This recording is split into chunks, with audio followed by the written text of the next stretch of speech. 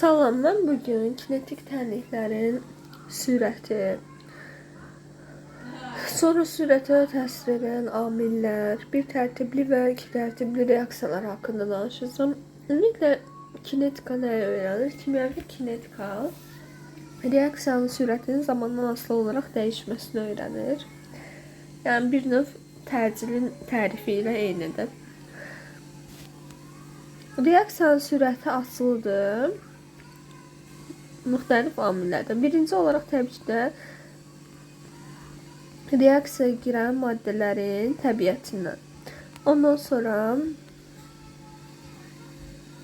təzyiqdən, sonra qatılıqdan, temperaturdan və katalizator kimi amillər deyə bilərik ki, asılıdır. Tərtib nədir bəs? Tərtib anlayışı bizə lazım olur. Sürətin tənliyini yazaq.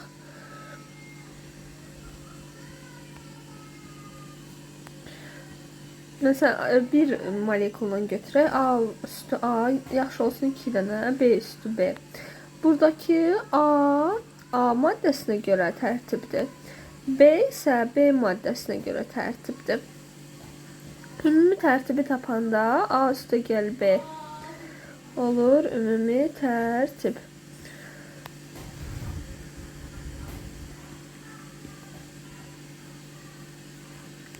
Amma buradakı A ilə B stereometrik əmsallar götürülür. Yəni, hər zaman əslində reaksiyadakı əmsallarla eyni gəlmir. Məsələn, hidrogen üstə gəl yodid, alınırsa hidrogen yodid. Deməli, burada nə olacaq? 1 üstə gəl 1, 2. Ümumi tərtib burada 2-dir. Amma həmişə buradakı əmsallarla stereometrik əmsallar bir olmaya bilir. Ondan sonra, məsələn, sıfır tərtibli reaksiyalar var. Sıfır tərtibli reaksiya necə olar? V bərabərdir, K vur, A üstü 0. Bir şeyin üstü 0, 1 eləyir. Biri K'ya vuranda K eləyəcək. VK, yəni ümumiyyətlə qatılıqdan asılı olmadı. Bu nə vaxt olur? Bərk katalizatorlarda. Bərk katalizatorlarda 0-cı tərtib reaksiyalarda olur. Yəni reaksiyalar olur. Bu da nədir? Məsələn, bir dənə bərk katalizator deyək. Üzərində belə boşluqlar olur və bərk olduğu üçün bu boşluqların sayı məhdud saydadır, müəyyən saydadır, dəyişmir. Və burada da reaksiyaya deyək ki, müəyyən sayda maddə gəlib bu boşluqları doldura bilir, sonra buradan çıxa bilir. Yəni müəyyən sayda bunun sayı artıb ya da azaltmır. Nə qədər çox burada maddə əlavə eləsək də bu boşluqların hamısı dolursa əgər, onda yenidən dola bilməz. Ona görə də qatılıqdan asılı deyil. Bunu belə izah etmək olar. İndi keçirəm bir tərtibli reaksiyalara. Bir tərtibli reaksiya. Yəni, V bərabərdir, K vur, A üstü 1. A-nın yerinə yaza bilərik. Maddənin ilkin qatılığından yekun qatılığını çıxarıq. Bu da açıq X ilə ifadə olunur.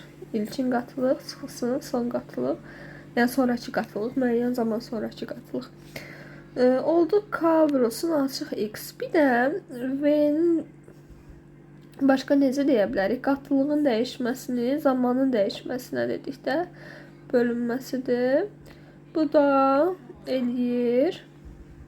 S-nin yerinə yazsaq D açıq X. Sadəcə bu zaman qabağa mənfi atılır. Səbəbini deyəcəm.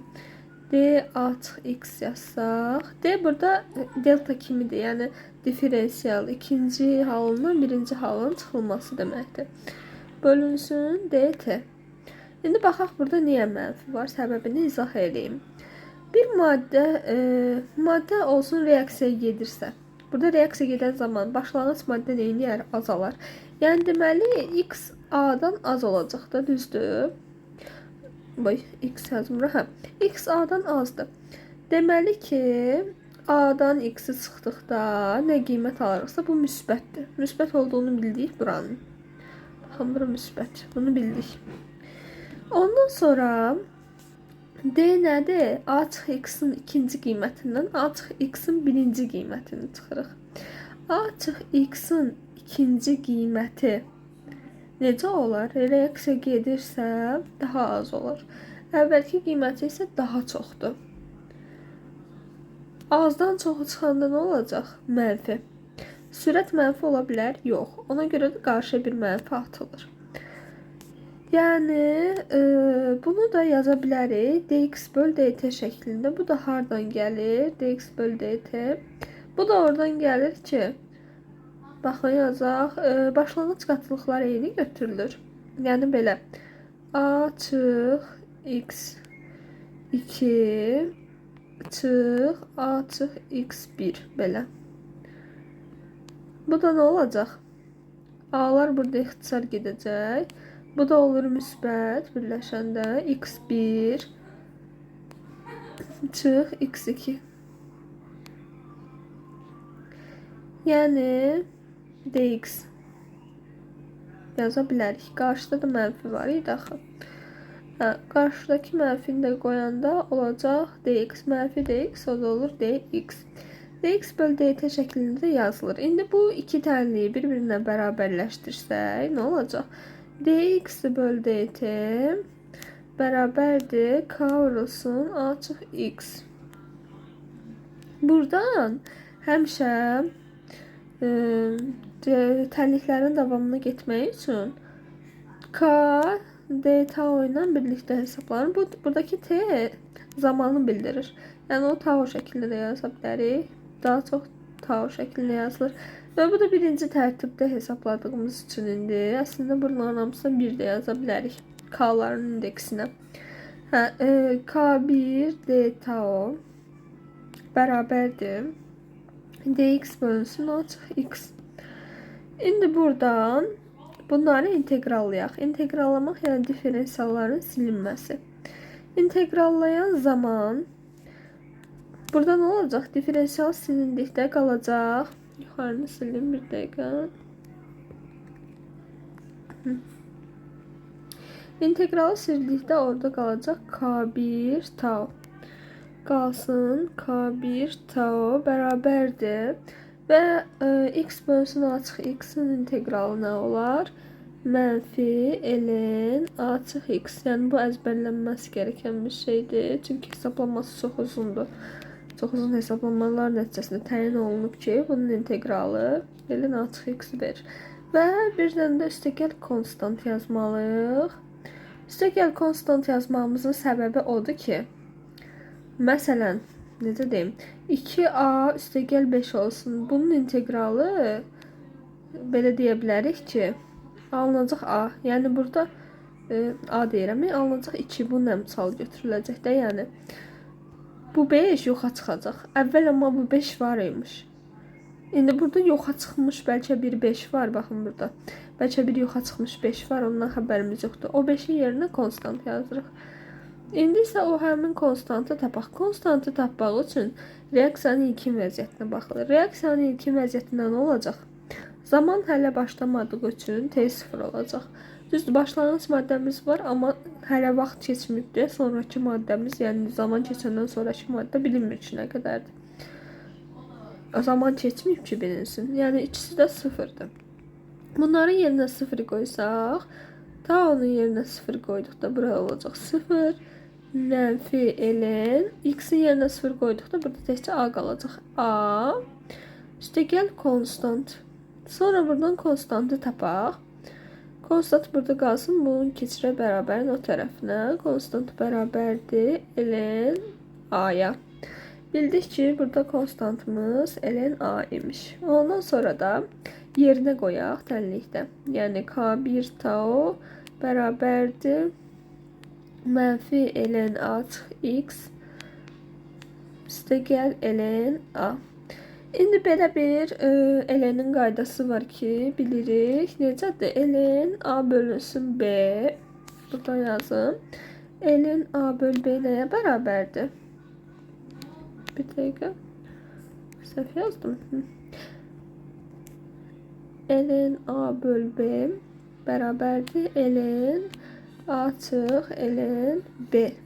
Burada da görsək şey görürük. Ln a çıx ln a çıx x-dir. O da ne olacak onda? Bölme olacak. K1 tau beraberdir. Ln A bölünsün açıq x. Bu oldu bizdə yekun tənlik və buradan K1'i tapsaq nəyə bərabər olacaq? 1 böl tau vurulsun. Ln A bölünsün açıq x. Və burada bizdə qrafik şəklində yazılır. Və qrafiki yazmaq üçün düzdür, müasir hesablamalarda loqaritmaya çevirmək lazım deyil. Amma loqaritma onluq olduğu üçün əvvəlki hesablamalarda həmişə onluğa çevrilməli idi ki, qrafikdə rahat yazıla bilsin. Ona görə də bunu çeviririk loqaritmaya. Ha, burada taunu səhv yazmışam. Ha. Loqaritmaya çevriləndə nə olacaq? K1 bərabərdir 2 onda 3 bölünsün tau. Yəni loqaritm bərabərdir 2 onda 3 ln. Bundan hesablanır. Ln yenə A bölünsün açıq x. Bu oldu bizdə K1'in tənliyi. İndi isə baxaq görək, bəs burada yarım parçalanma tənliyi necə olacaq? Yarım parçalanma tənliyi adından da göründüyü kimi nədir? Maddənin yarısının parçalanmasıdır. Yəni açıq x bərabər olur A bölünsün 2'yə. Yerinə qoysaq, nə olacaq bu tənlikdə qoyaq yerinə? Ha, burada vurmadı, bərabər yazmışam. Hə. K1 bərabərdir və sonuncu tənliyi yazıram yenə. 2 onda 3 böl tau vurulsun. Ln A. Bunu yerinə A bölü 2 yazsaq. Aynen ixtisar gedir. Ln 2. Və ln 2'nin də 2 onda 3'ə hesablasaq, vurduqda eləyir. Taunu tapırıq da, burada taunu yazım. Tau 2'də 1, yəni yarım parçalanma bərabərdir. 2 onda 3 bölünsün k.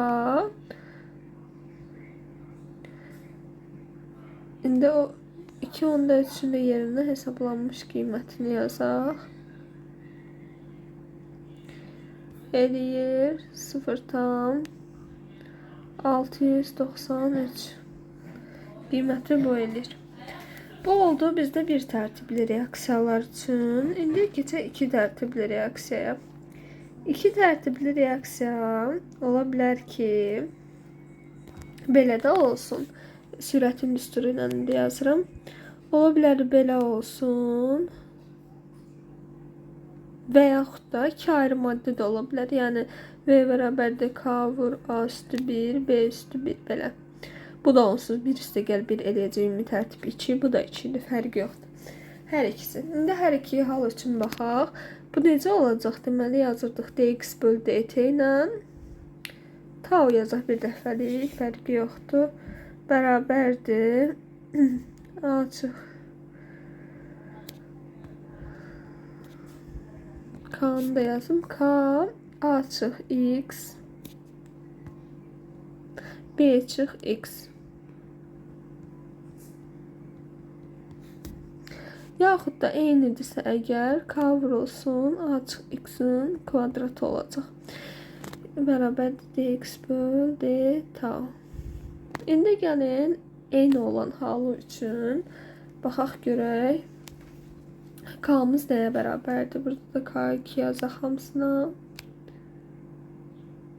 Bunu yazsaq daha yaxşı olar ki, bilinsin ki, neçənci tərtibdən söhbət gedir bizdə.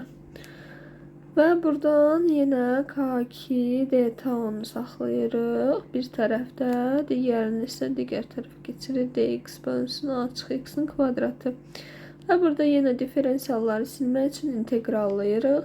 İntegralladıqda K2 tau bərabərdir. Bu olacaq 1 bölünsün açıq x bu tənliyin integralı və üstəgəl konstantda yazılır. Ondan sonra indi buradakı yenə konstantı tapmağa çalışacağıq. Tau və x yerinə 0 qoyuruq. Orada nə qalacaq? 0 bərabərdir 1 bölünsün a üstəgəl konstant. Buradan da konstantı tapsaq bərabər olur mənfi 1 bölünsün a-ya.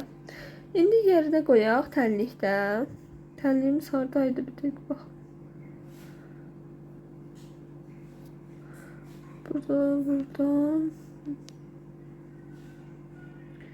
konstanta yazılan tənlik. Hə, burada. K2 tau bərabərdir 1 bölünsün A çıx X çıx 1 bölünsün A. Buradan da sonra K'nı tapanda ne olacak? K'nı tapsaq əgər A vur A çıx X şəklində adi tənliklərin bir-birindən çıxılmasıdır da.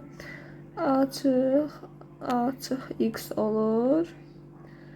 Oradan da qalacaq mənfi X burada.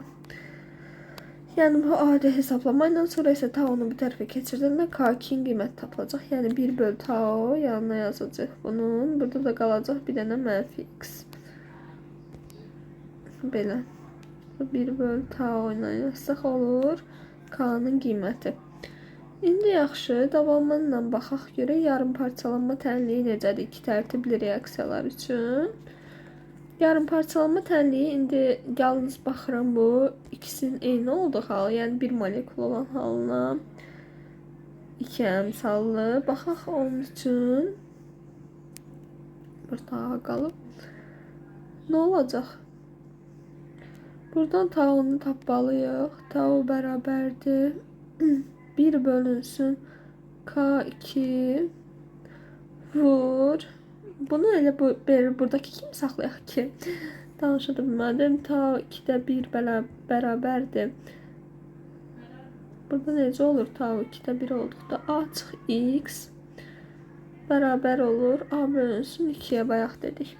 İndi yenə A çıx X'in yerinə A bölü 2 yazacaq. Sadəcə bu birinci haldan hesablasaq daha rahat olar. Ona görə birinci halına, yəni çıxılmamış halı ilə hesablayaq. 1 bölü A çıx X çıx 1 bölü A. A çıx X nəyə bərabər olacaq? A bölünsün 2'yə yazırıq. 1 bölünsün K2 vur 2 bölü A çıx 1 bölü A. Buradan da ne qalacaq? 1 bölü A. Yəni 1 bölü K2 vur A qalır ilkin olaraq. Yarım parçalanma dövrü. Deməli iki tərtiblilər üçün də sadə olduqda bu şəkildə alındı yarım parçalanma tənliyi. Sağ olun.